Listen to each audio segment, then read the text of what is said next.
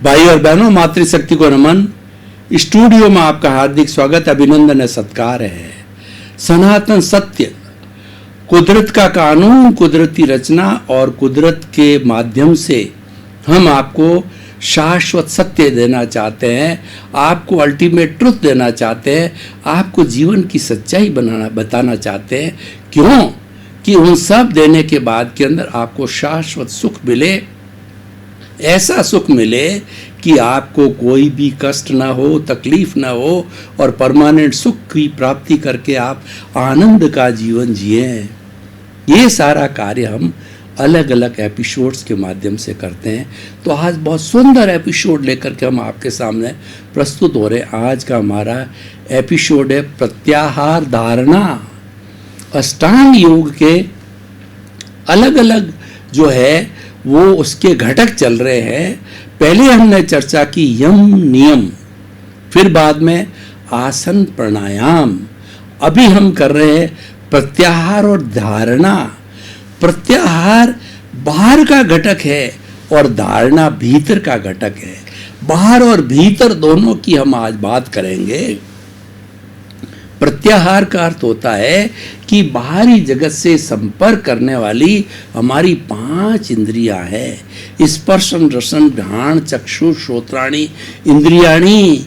ये 5 इंद्रियां इस संसार के अंदर जितने भी जो है वो विषय है उनको देख कर, आँख देख करके और जीभ चख करके और जो है हमारा कान सुन करके और नाक सुगंध दुर्गंध लेकर के, त्वचा स्पर्श करके वो विषय हमारे भीतर मन को देती है।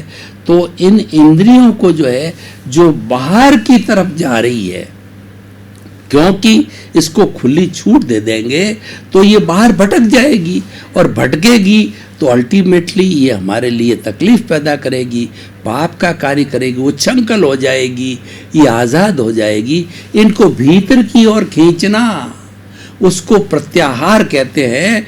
कि हम जब घोड़े की सवारी कर रहे हैं, घोड़ा बहुत ज़्यादा स्पीड से जा रहा है जो हम सहन भी नहीं कर पा रहे हैं, तो हमारे पास में नखेल होती है, उसको हम खींचते हैं। हाथी के ऊपर उसको, वो भी एक प्रत्याहार का नमूना है। और हाथी के ऊपर कोई राजा बैठा है, कोई बड़ा मंत्री बैठा, उसके हाथ में जो है अंकुश होता है, महावत है, अंकुश लगाता है, तो हाथी इधर उधर गलत डोल ना करना या सिर को हिलाना करना या जो है वो ऊंचा नीचा होता है, बैठने की कोशिश करता है, उसको अंकुश लगा करके वो रोक लेता है। यह भी एक प्रत्याहार है। प्रत्याहार का अर्थ होता है जो बाहर की ओर जा रहा है, जो उच्छृंखलता की ओर जा रहा है, अपनी लिमिट को पार कर रहा है और अपना उसका निर्धारित चीज है उसको करके और वो उससे पलटना चाहता है, उस पर अंकुश लगाने को प्रत्याहार कहते हैं। हमारी इंद्रियां जो बाहर की ओर तरफ जाती है उसको भीतर की ओर खींचना होता है। बड़ा एक सुंदर उदाहरण आपको देना चाहता हूँ। जीसस क्राइस्ट हमारे बहुत दयालु भगवान हैं क्रिश्चियनिटी के, और जो हमारी 60% आबादी विश्व की है जो क्रिश्चियन है, और क्रिश्चियनिटी में ट्रिनिटी चलती है, क्रिश्चियनिटी में सेवा की बात चलती है। तो इसमें ट्रिनिटी मतलब 3 बातों पे जोर दिया गया है। एक तो सेवा, सहयोग और साधना, तीनों पे बड़ा जो उसको ट्रिनिटी बोलते हैं। तो वो लोग जब क्रिश्चियन में बहुत विश्वास करते हैं, जैसे कि हम हिंदू राम में, कृष्ण में, महावीर में विश्वास करते हैं, वैसे तो एक बार जीसस क्राइस्ट के सामने एक अंधा व्यक्ति आया, गिड़गिड़ाने लगा कि मेरे प्रभु, हे यीशु, हे माय गॉड, आप दयालु हो और मैं जन्मांध हूँ, मैंने जन्म से इस दुनिया कैसी है देखा नहीं है, आप मुझे आँख दो ताकि मैं देखूं। जीसस जब गिड़गिड़ाने लगा, रोने लगा, तो जीसस क्राइस्ट तो दयालु थे, उन्होंने उसको आँखें दे दी, कहा तथास्तु, आंखें दे दी। अब वो वहाँ से चला गया।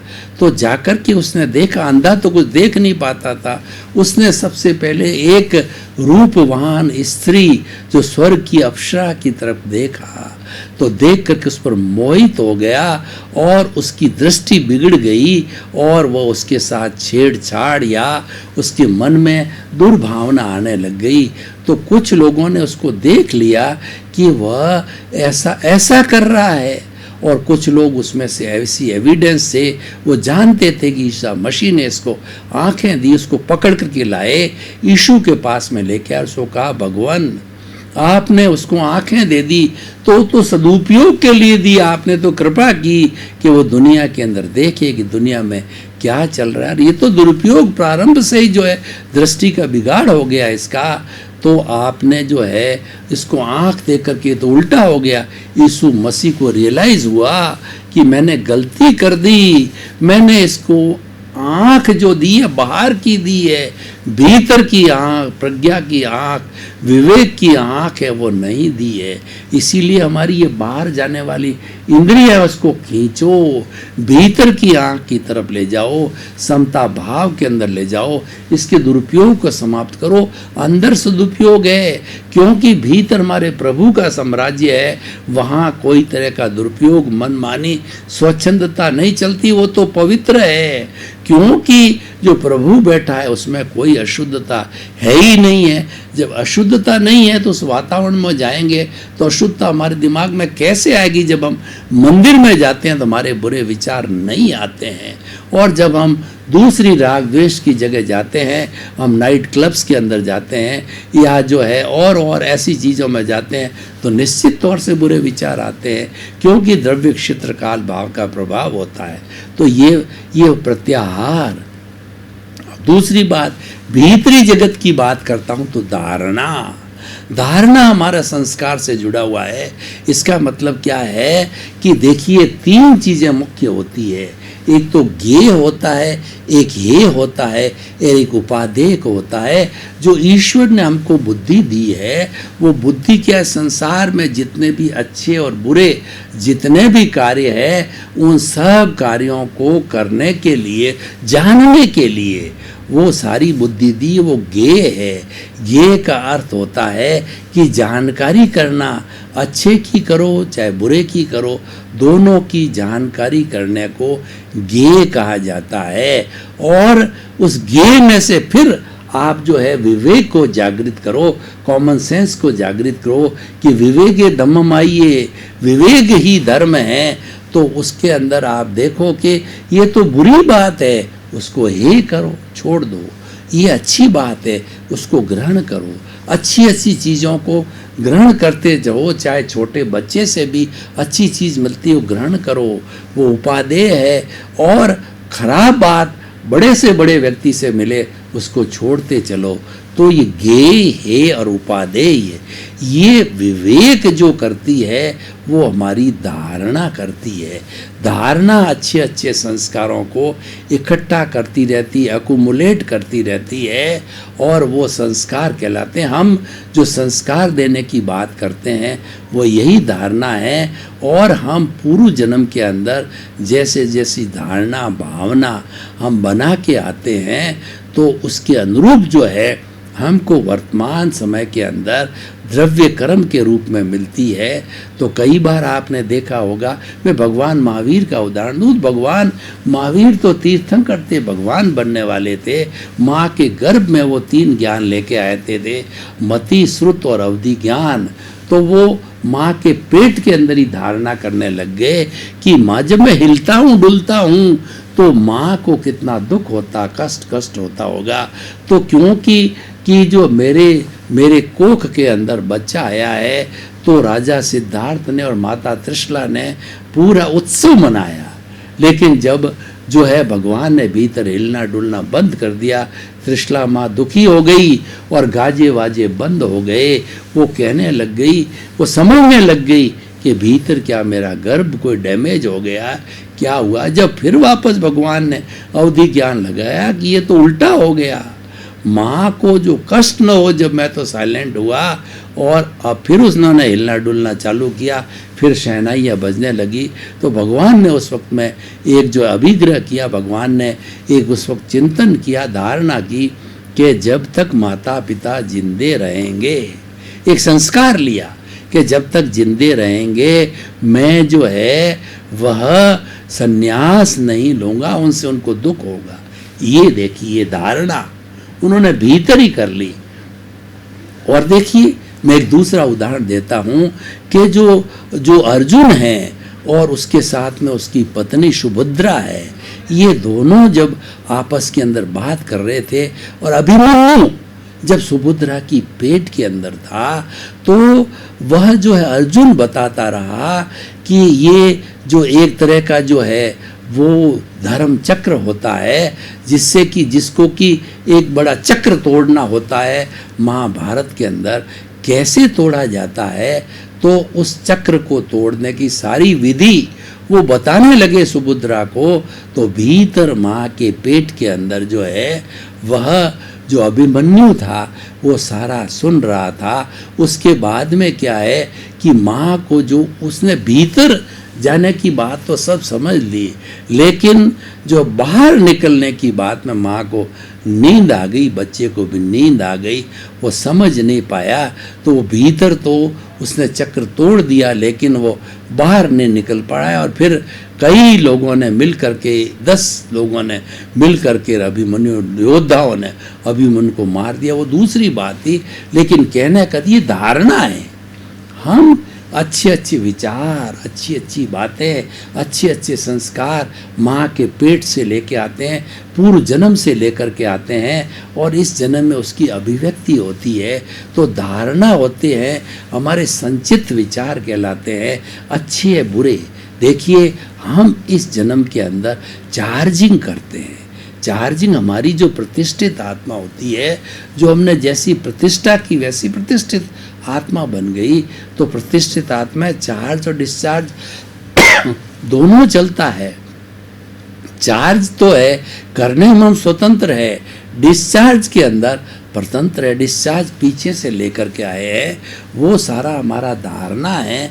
तो वो डिस्चार्ज होते रहते हैं, अच्छे और बुरे होते रहते हैं, और उसी के अनुसार जो हमारी ये सारी धारणा चलती है कि बच्चा संस्कारी भी हो सकता है और बच्चा जो है असंस्कारी भी हो सकता है। वो पीछे से लेकर के आते हैं, और पीछे से ले, अब मैं जो चार्जिंग की बात बता रहा हूँ कि हम कोई भी हमारे सामने जो वर्तमान की स्थिति चल रही है, राग द्वेष की जो भुगतान की स्थिति पिछले जन्म से लेके आए, जो धारणा खुल रही है, तो पीछे से जो हम लेकर के आए हैं उससे हम अगर जुड़ जाते हैं, तन्मय आकार, हमको जुड़ना नहीं है। हमारा जो ज्ञान ये कहता है कि उसके साथ तन्मयाकार नहीं होना, ये तो तुम लेके आए हो, ये तो जो शरीर मिला है पूर्व जन्म के कर्मों के भुगतान के लिए मिला, ये हिसाब है। इस हिसाब को तो चुकाना ही पड़ेगा। इसको चुकाने की दृष्टि से जैसा चल रहा है उसको चलते रहने दो। चुकाने का अर्थ यह है कि कोई आपको थप्पड़ मारेगा, कोई आपसे स्नेह करेगा, कोई बेटा बन के आएगा आपकी संपत्ति को हड़प करेगा, कोई बेटा हमेशा साथ में रह के आपको चित्त समाधि देगा, आपको भरण पोषण करेगा, आपका श्रवण कुमार होगा। तो ये हमारा भुगतान है। लेकिन कई बार वो भुगतान के करते जो चल रहा है, हम तन्मयाकार होकर के नया कॉज डाल देते हैं। वो नया कॉज ही अगले जन्म की धारणा बनता है। वो कॉज से कॉजल बॉडी, एक कॉज को कॉज कहते हैं और बंच ऑफ द कॉजेज को कॉजल बॉडी कहते हैं। वो कॉजल बॉडी पूरे जन्म के अंदर इकट्ठी होती रहती है, प्लस भी होता है माइनस भी होता है, यानी पुण्य का भी बनता है पाप का भी बनता है। और वो सारा इकट्ठा होकर के जब आत्मा उस शरीर को छोड़ती है आयुष्य के अधीन, तो अगले जन्म में वही धारणा, वही कॉजल बॉडी फिर जो है वो डिस्चार्ज के रूप में खुलती रहती है। तो भाई और बहनों, ये जो धारणा है, ये संस्कार है, ये भाव है ये भीतर में रहते हैं, ये दिखाई नहीं देते हैं। और इसके अंदर धारणा भी दो तरह की है कि जो हमारा उदय और प्रारब्ध चल रहा है उसमें आप स्वतंत्र हो, उसके साथ तन्मय नकार मत हो। लेकिन आपको नई धारणा करने की, आपका जो चेतन है, आपका जो शुद्ध आत्मा भगवान भीतर विराजमान है, वह स्वतंत्र है। वह क्योंकि उसके पास में चेतना के जो गुण होते हैं जड़ पे लागू नहीं होते हैं, जड़ के गुण चेतना में भी नहीं लागू होते हैं। जो जड़ होता है वो पराधीन होता है, यानी हम जो हिसाब लेके आए हैं वो एज इट इज़ मन वचन का है कि बैटरियाँ खुलती रहेगी, एज इट इज़ चलता रहे। लेकिन साथ साथ में हम चेतना होने के कारण में हम जो है नया जो भाव डालने में, नया कोश डालने में स्वतंत्र है। हमारे पास ज्ञान है। तो ये ध्यान करो कि हम जो हमारा जितना भी भुगतान है मन वचन काया का, वो मन के विचारों के माध्यम से होता है। उसके साथ तन्मयाकार नहीं होना है। उन विचारों को बाईपास करो, बाईपास करो, बाईपास करो, बाईपास करो। यानी उसको आप मात्र ज्ञाता दृष्टा बने रहते हो तो अच्छी धारणा बनती है।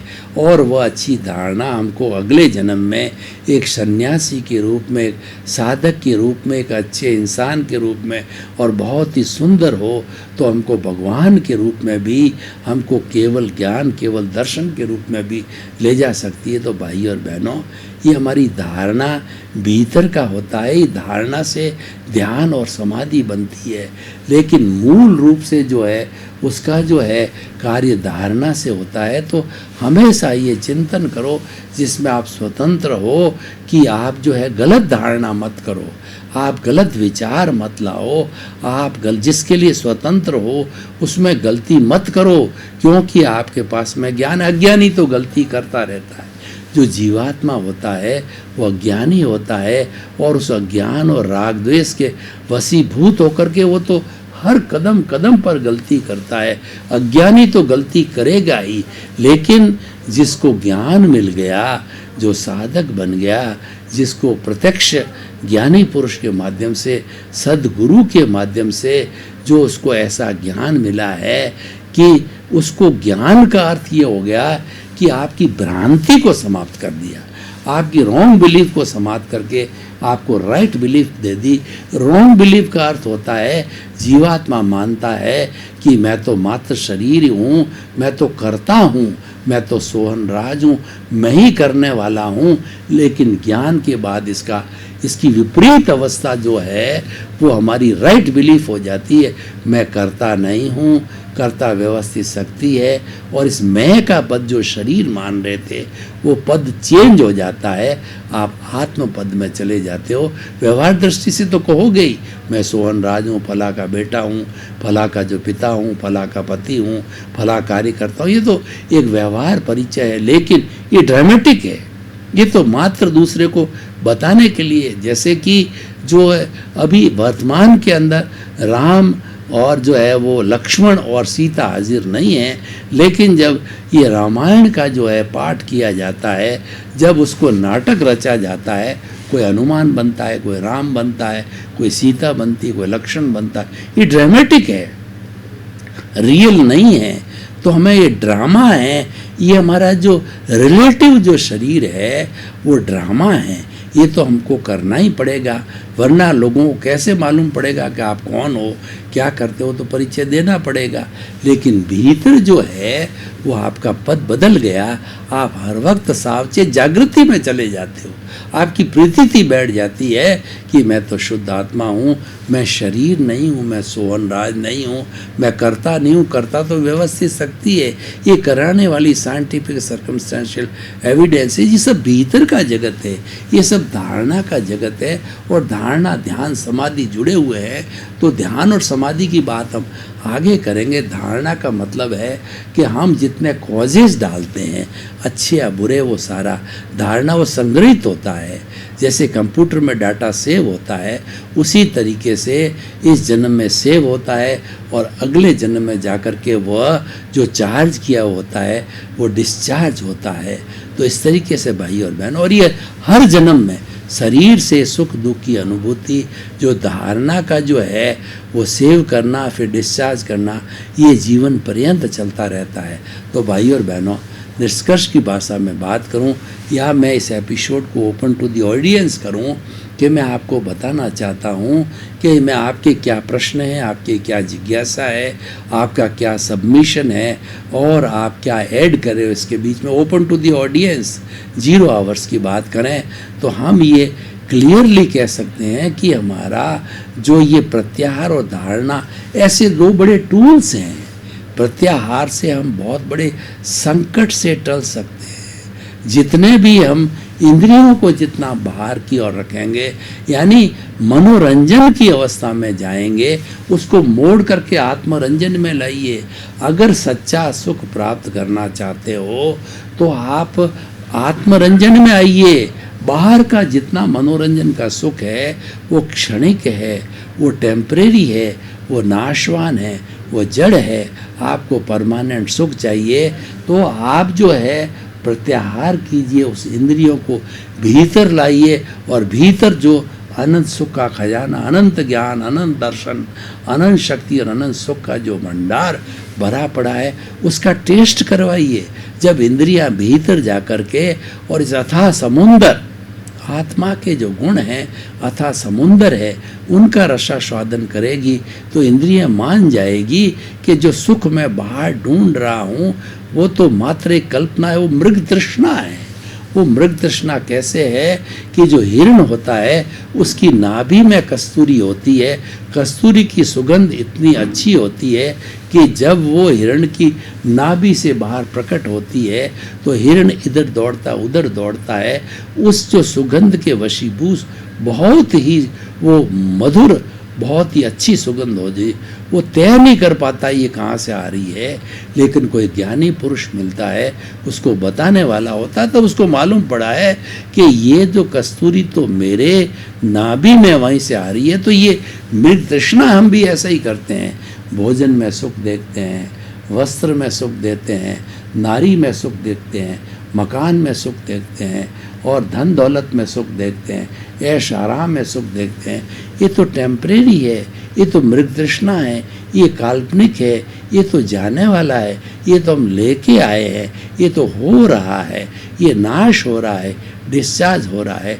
लेकिन जो भीतर अक्षय सुख है वह कभी नाश नहीं होता है। वो भाई और बहनों, आपका बहुत बहुत धन्यवाद। आप हमारा सनातन सत्य कार्यक्रम देखते रहिए। सनातन सत्य कार्यक्रम आपको अल्टीमेट ट्रुथ देगा, आपको कुदरत रचना, कुदरत का कानून बताएगा। उससे आपकी जीवन धारा अच्छी बनेगी, आपको सम्यक दर्शन मिलेगा, आपको राइट विजन मिलेगा। सर्वे भवन्तु सुखिनः, सर्वे सन्तु निरामया। इसी क्रम में आपका जीवन आनंदमय हो, मंगलमय हो। आपके प्रति बहुत